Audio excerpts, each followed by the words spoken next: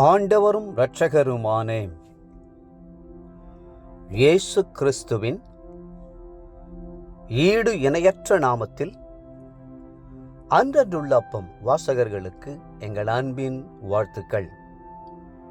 2025 ஆண்டு செப்டம்பர் மாதம் 20ஆம் தேதி சனிக்கிழமைக்குரிய தின தியானம். இன்றைய தலைப்பு போதுமானது உண்டு. ஆதியாகமம் 33ஆம் அதிகாரம் 9ஆம் வசனம் சொல்லுகிறது, என் சகோதரனே, எனக்கு போதுமானது உண்டு, உன்னுடையது உனக்கு இருக்கட்டும். ஏசாவும் யாக்கோபும் இரட்டையர்களாய் இருந்தாலும் ஏசா மூத்தவன் என்று அழைக்கப்பட்டார். ஆனால் பிறக்கும்போது ஏசாவின் கால்களை பிடித்து கொண்டு போட்டியாக வெளிப்பட்ட யாக்கோபு ஏசாவின் சேஷபுத்திர பாகத்தை தந்திரமாய் பறித்து கொண்டார். தகப்பனுடைய ஆசீர்வாதத்தை வஞ்சகமாய் தட்டிச் சென்றார்.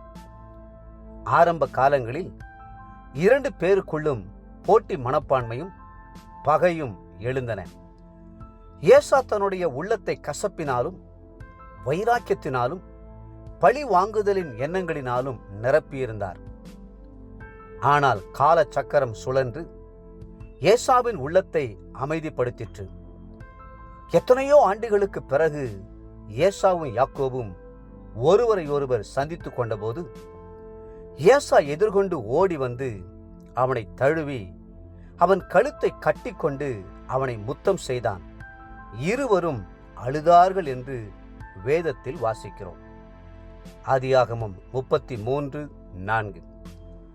ஏசாவுக்கும் யாக்கோபுக்கும் இருந்த இனிய சுபாவங்கள் எவை தெரியுமா? மன நிறைவும் மன ரம்யமுமே அவை. ஏசாவுக்கு யாக்கோபு கொடுத்த வெகுமதிகளை ஏசா அன்புடன் மறுத்து, எனக்கு போதுமானது உண்டு, உன்னுடையது உனக்கு இருக்கட்டும் என்றான். அதற்கு யாக்கோபின் பதில் என்ன? தேவன் எனக்கு அனுக்கிரகம் செய்திருக்கிறார், வேண்டியதெல்லாம் எனக்கு உண்டு, ஆகையால் உமக்கு கொண்டு வரப்பட்ட என் காணிக்கையை ஏற்றுக்கொள்ளும் என்று சொன்னார். எனக்கு போதுமானது உண்டு என்று ஏசாவும், எனக்கு வேண்டியதெல்லாம் உண்டு என்று யாக்கோபும் சொல்வதை கவனியுங்கள். இன்றைக்கு உலகம் முழுவதுமே மக்கள் போதாது போதாது என்று அலைவதை பார்க்கிறோம். எவ்வளவு சம்பாதித்தாலும் போதாது, தவறான முறையில் பணம் ஈட்டினாலும் கூட அதுவும் போதாது என்று உலகம் இன்னும் வேண்டும் இன்னும் வேண்டும் என்று அலைமோதுகிறது.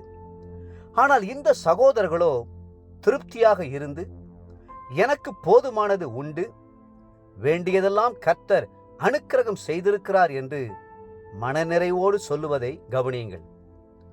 அப்போஸ்தலனாகிய பவுலின் ஆலோசனை என்ன? குறைச்சல் உள்ளவனுக்கு கொடுக்கத்தக்கதாக தனக்கு உண்டாயிருக்கும்படி தன் கைகளினால் நலமான வேலை செய்து பிரயாசப்பட கடவன். எபேசியர் 4:28. நான் எந்த நிலைமையில் இருந்தாலும் மனரம்யமாயிருக்க கற்றுக்கொண்டேன். தாழ்ந்திருக்கவும் எனக்கு தெரியும், வாழ்ந்திருக்கவும் எனக்கு தெரியும். எவ்விடத்திலும் எல்லாவற்றிலும் திருப்தியாயிருக்கவும் பட்டினியாயிருக்கவும் பரிபூர்ணமடையவும் குறைவுபடவும் போதிக்கப்பட்டேன். பிலிப்பியர் 4ஆம் அதிகாரம் 11-12 வசனங்கள். திருப்தியுள்ள வாழ்க்கை மன சந்தோஷத்தை தருகிறது. ஆனால் திருப்தியற்ற வாழ்க்கை மன சஞ்சலத்திற்குள்ளும் வேதனைக்குள்ளும் வழிநடத்துகிறது. தேவப்பிள்ளைகளே, கர்த்தர் கொடுத்திருக்கிறவைகளில் திருப்தி அடைந்து அவரை துதிக்கும் போது கர்த்தர் மனம் மகிழ்ந்தவராய் இன்னும் அதிகமான கிருபைகளினாலும் வரங்களினாலும் உங்களை நிரப்பி அருள்வார். இன்றைய நினைவிற்கு பிலிப்பியர் 4:18. எல்லாம் எனக்கு கிடைத்தது, பரிபூரணமும் உண்டாயிருக்கிறது. இன்றைய வேத வாசிப்பு காலை பிரசங்கி 4, 5 மற்றும் 6ஆம் அதிகாரங்கள், மாலை 2 கொரிந்தியர் 12ஆம் அதிகாரம். அன்புக்குரிய அன்றன்றுள்ள அப்பம் வாசகர்களே, மீண்டும் உங்களை வாழ்த்துகிறோம். போதும் என்ற மனரமியமாய் நாம் வாழ்வோம். கர்த்ததாமே உங்களை ஆசீர்வதித்து மென்மேலும் உயர்த்துவாராக. ஆமேன்.